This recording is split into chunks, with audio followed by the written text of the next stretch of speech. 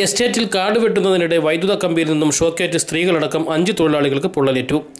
ഇടമൺ ചിറ്റാലങ്കോട്ടെ സ്വകാര്യ വ്യക്തിയുടെ എസ്റ്റേറ്റിൽ കാട് വെട്ടുന്നതിനിടെ വെള്ളിയാഴ്ച ഉച്ചയ്ക്ക് 12:30യോടെയാണ് തൊഴിലാളികൾക്ക് വൈദ്യുതാഘാതമേറ്റത്.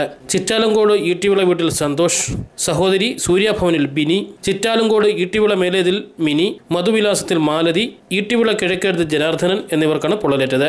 ഇവരെ പുനലൂരിലെ സ്വകാര്യ ആശുപത്രിയിൽ പ്രവേശിപ്പിച്ചു. തീ പോലെ 200 മീറ്റർ അകലിച്ച് വല്ലാത്ത തീ പോലെ ഇനി വന്നു കഴിഞ്ഞ് പിന്നെ എൻ്റെ ആങ്ങളുടെ ദേഹത്തെ വന്ന് വീണത്. അതിൻ്റെ പകുതി വന്ന് എൻ്റെ കാലിലും വീണ് ഞങ്ങളെന്താന്ന് തെറിച്ച് എടുത്തടിച്ചെന്ന് പോകുമായിരുന്നു. പിന്നെ ഞങ്ങൾക്ക് ഓർമ്മയില്ല, എല്ലാവരും റോഡിലാണ് പോയി നടന്ന്. ഇടുക്കി മൂഴിയാറിൽ നിന്നും ഇടമൺ സബ്സ്റ്റേഷനിലേക്ക് പോകുന്ന 220 kV ലൈനിൽ നിന്നാണ് തൊഴിലാളികൾക്ക് വൈദ്യുതാഘാതമേറ്റത്.